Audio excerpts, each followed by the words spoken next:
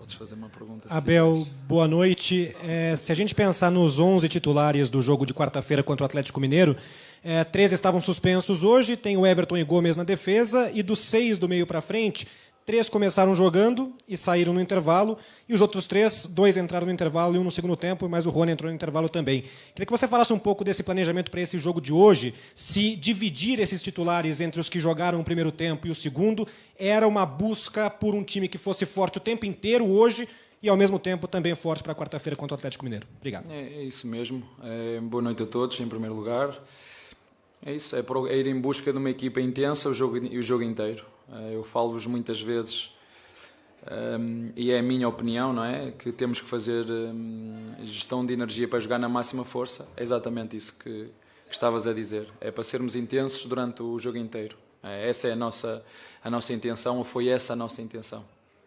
Abel, eu queria que você contasse sobre um lance que ficou marcado no jogo. Foi um bilhetinho que você passou aí para alguns jogadores que foram passando de jogador em jogador.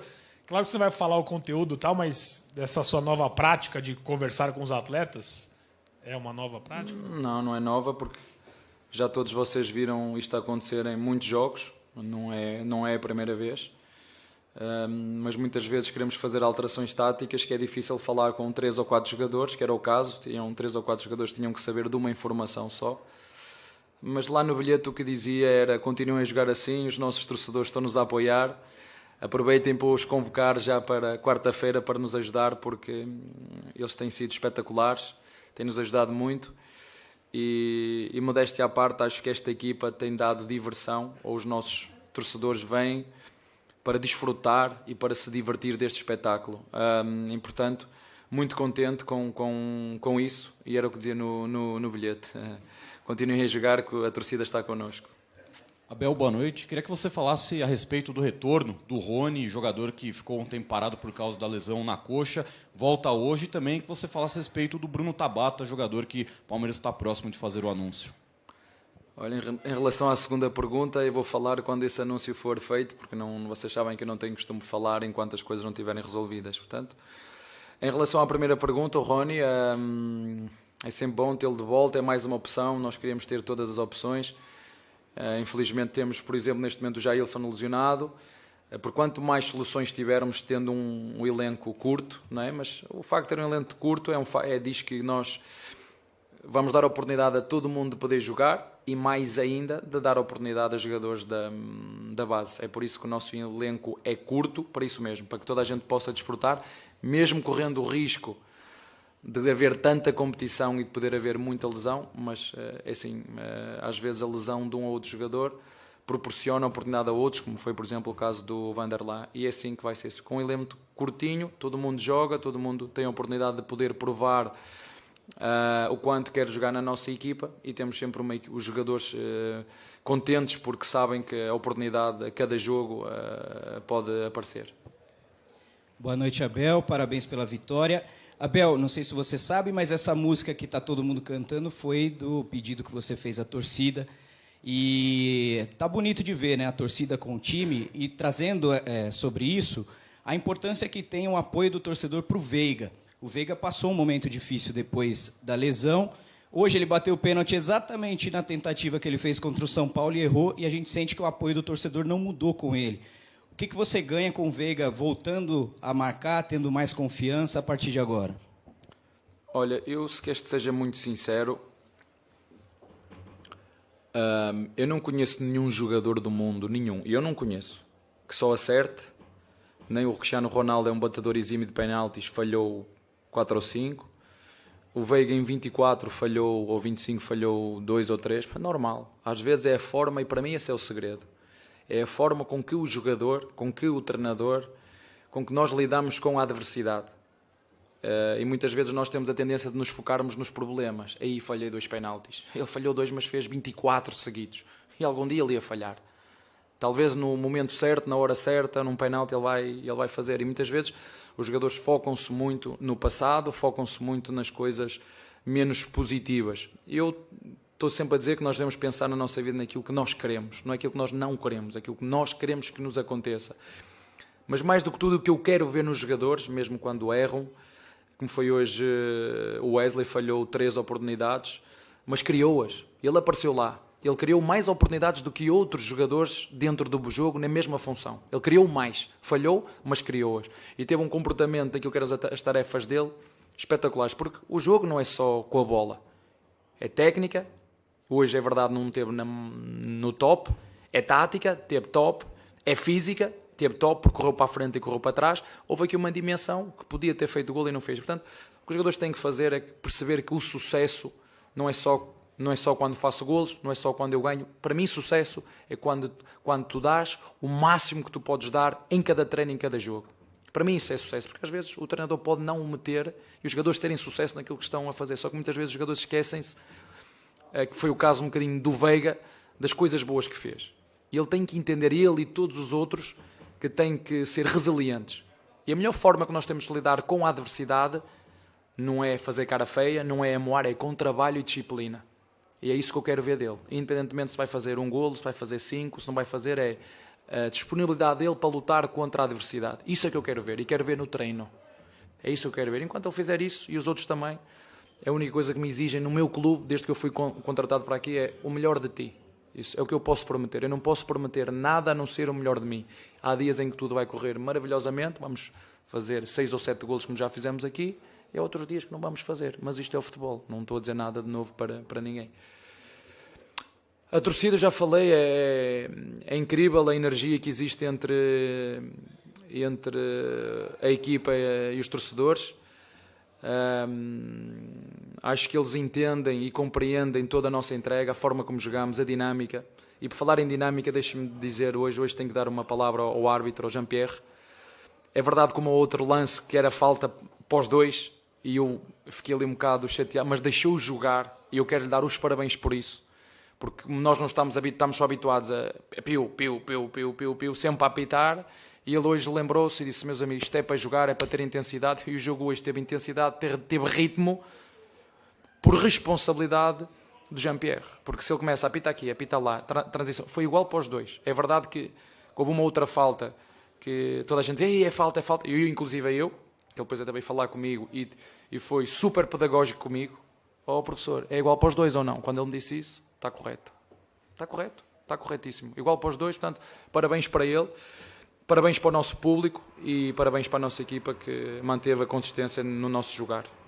Zé Henrique, Rádio Energia 97. Professor, hoje os laterais foram bem mais uma vez. O Mike, depois de 3 anos, ele faz um golaço, apoia muito bem. É até difícil falar, depois de uma vitória 3-0, quem foi o melhor. Mas o Gabriel Menino me chamou muito a atenção. Não sei se ele jogou de 5, pode até me corrigir se eu estiver errado, mas ele jogou na função de 5, mas ele saía tocando como se fosse um camisa 10. Queria que você falasse do Mike, que apoia muito bem, do Gabriel Menino e da torcida, que aplaudiu o Navarro, né? Foi aplaudido ao ser substituído. Isso é, como te disse, é as pessoas perceberem o esforço que ele faz. O Navarro ainda é um moleque e nós... Eu já vos disse que a nossa função não é contratar jogadores prontos. Não temos dinheiro para isso. Palmeiras não tem dinheiro para isso. Nem gera dinheiro para isso. Para dar 20 ou 15 milhões por milhões de euros. 10, 15 ou 20 milhões. Não tem. Então a nossa função é olhar para os melhores jogadores da base e continuar a ajudá-los a crescer, e para os jogadores que vamos buscar fora e continuar a ajudá-los a crescer. Só que esse crescimento muitas vezes não é num dia nem 2, demora, como foi o Veiga, como foi o Everton quando foi contratado, o Zé Rafael, enfim, tem aqui uma série de jogadores e nós temos que ter calma, somos nós que temos que os ajudar a evoluir. E a outra questão era, desculpa... o Mike, eu tenho muita sorte, já vos disse, eu sou realmente um treinador com sorte, porque eu tenho os 2 melhores laterais a jogar no Brasil, o Rocha e o Mike. E tenho ali um, que eu estou-lhes sempre a dizer a eles, que é o Garcia, dizer, quando um de vocês facilitar, ele vai-vos roubar o lugar. E eles têm muito boa relação, os 3, e tenho essa sorte, são 2 grandes laterais, o Mike hoje fez um grande jogo, mas é normal, há dias que as coisas nos correm muito bem, na técnica, na tática, na física, e hoje o Mike teve bem, mas tem sorte por ter 2 grandes laterais, o Mike e o Rocha. Abel, aqui. Olá. Douglas Araújo, Rádio Capital. É uma cara nova aqui. É uma cara nova. E, Abel, eu queria que você falasse um pouco da Tuesta. É um jogador que criou uma expectativa quando veio, hoje marcou um belo gol. Queria saber se ele já atingiu o nível que você esperava dele. E se isso não aconteceu, o que está faltando? Olha, ele tem um obstáculo muito grande. Ele tem 2 grandes jogadores, 3 grandes jogadores estão ali no meio, que é o Danilo, que é o Zé Rafael e que é o Veiga. Não é fácil nenhum jogador vir e tirar o lugar a estes jogadores. Não é fácil. E como eu disse há um bocado para o Navarro, como disse para o próprio Veiga, para o Rony, né? Eu, quando cheguei aqui, alguém me disse: professor, houve aqui uma altura que estavam a criticar o Navarro. Professor, fizeram pior que o Rony. Sério? Pior. E ele deu a volta, deu. Então, calma, vamos seguir o nosso caminho. E com o Atuesta é exatamente a mesma coisa. Nós temos que acreditar neles, eles são bons jogadores, só que é verdade que a concorrência interna é muito forte. Ele é um jogador que está connosco este ano, nós não contratamos para 6 meses, né? Nós não contratamos para 4 meses, nós contratamos para 3 anos. É um jogador que há outros comportamentos que vocês não veem. É um jogador que treina sempre o melhor que pode e que sabe, que quer evoluir, percebe a intensidade e o ritmo do jogo, percebe que há aspectos que tem que melhorar com uma agressividade, porque tecnicamente ele é muito bom. Agora, a verdade é que a concorrência para essa posição, esse aqui para mim é que é o grande obstáculo dele, é ter esta concorrência muito forte do Danilo e do próprio Zé. E o menino, para falar aqui ao seu colega, que era a pergunta que me tinha feito há um bocado, eu que me tinha esquecido, nós não fomos, perdemos um 3-6, que foi o Jailson, perdemos, e não fomos contratar ninguém. Não fomos contratar nenhum jogador para essa posição, porque acreditamos que o Danilo, não sendo um 5 como o Jailson, não sendo um 5 como era o Filipe Melo, é um jogador que pode fazer de 5 e nos dá essa saída, como tu disseste, que nos pode dar coisas através de desequilíbrios, mas às vezes também nos pode dar um bocadinho de desequilíbrio defensivo, porque se desorganiza taticamente. Mas ele tem uma coisa, quando ele está com o coração e com a mente aberta para aprender, é mais fácil ele evoluir. Abel, eu queria que você falasse um pouco sobre a opção do Rony, jogando um pouco mais aberto, né? Desde que o Lopes e o Merentiel chegaram, hoje foi a primeira vez em que ele teve a oportunidade de jogar com um desses jogadores. Você citou, né, que o Rony era um atacante emprestado à função de centroavante. Hoje ele pôde jogar na dele, talvez naquela que ele mais goste. Se a gente vai poder ver mais vezes o Rony como um ponta no Palmeiras. Obrigado. Eu acho que o Klopp ainda não viu o Rony, porque quando ele ver o Rony de forma que tem que ver, vai... Ele pode jogar em qualquer uma das posições da frente, na 9, na 7 e na 11, né? Porque ele fecha no corredor e chega na área. Agora, claro, com o Miguel, ainda hoje tive dúvidas quem é que começava o jogo, se era o Miguel ou era o Navarro, confesso-vos. 2 grandes jogadores, 2 grandes caráteres. Eu disse, começo com o Miguel, que chegou agora, ou dou confiança ao Navarro para ele acreditar que ainda pode dar aqui. Pronto, e a minha opção acabou por ir pelo Navarro. E o Rony é um jogador que vocês sabem, joga em qualquer uma das 3 posições na frente. Há vários jogadores, também já vos disse, que fazem mais do que uma posição dentro do elenco, e é isso que me dá a certeza e a confiança de poder ter um elenco mais curto, mais enxuto, porque se for preciso centroavante eu tenho o Rony, se for preciso mais um ponto eu tenho o Rony. Nós vendemos o Verón e não fomos buscar nenhum ponta, porque temos essa flexibilidade dentro da equipa. Uns concordam, outros não, mas essa é a minha responsabilidade, essa é a minha função, é olhar para o elenco e escolher aqueles que nos garantem mais flexibilidade para poder jogar. E o Rony dá-nos essa flexibilidade no centro, ou a centroavante, na direita ou na esquerda. Abel, se você me permite, é uma pergunta fora do jogo, mas é sobre o seu ofício. Foi lançado no Brasil essa semana aquela série ótima chamada Tudo ou Nada, aquele documentário. E nessa temporada eles acompanharam o Arsenal na temporada passada. Certo. E o Arteta, num determinado momento, diz: de todas as coisas que eu aprendi com o Guardiola, uma delas é: técnico de futebol é a profissão mais solitária que existe. É isso mesmo? Na derrota é. Na derrota é, mas eu não... Ao contrário de alguns treinadores que dizem que vivem o futebol 24 horas, eu não vivo. Preciso de estar fora e fazer as minhas coisas, desligar o nelinho, desligar o meu cérebro daquilo que é o futebol, porque o futebol leva muita coisa de mim. E a minha família, né, tenho a minha família aqui, que é os meus jogadores, e tenho a minha família. Aí eles estão sempre comigo, na vitória e na derrota gostam sempre de mim. Aqui é incrível, no futebol é incrível que tu, à segunda-feira és o melhor, à quarta já és o pior, à terça já és o melhor outra vez e à quarta já és o pior. Mas eu gosto muito daquilo que faço, gosto desta profissão, uma profissão muito intensa, e eu tenho feito um esforço muito grande para aproveitar a jornada. Não esperar o que é que vai acontecer no fim, porque eu não sei, mas aproveitar a jornada. Eu tenho aprendido muitas coisas aqui, mas a verdade é que esse lado da profissão ser o lado solitário, sim, não te vou mentir que há uma parte, sobretudo na derrota, sim, mas eu tenho uma facilidade. Os meus amigos, as pessoas que eles contam-se pelos pelos dedos que eu tenho das duas mãos. Não são muitos. Os outros eu escolho. Sei os que gostam do Palmeiras, sei os que gostam de mim, sei os que não gostam. Alguns não gostam com uma intenção por trás. E essa é a parte que o treinador tem que saber. É a profissão que tem, como é que isto funciona, esta máquina que é o futebol.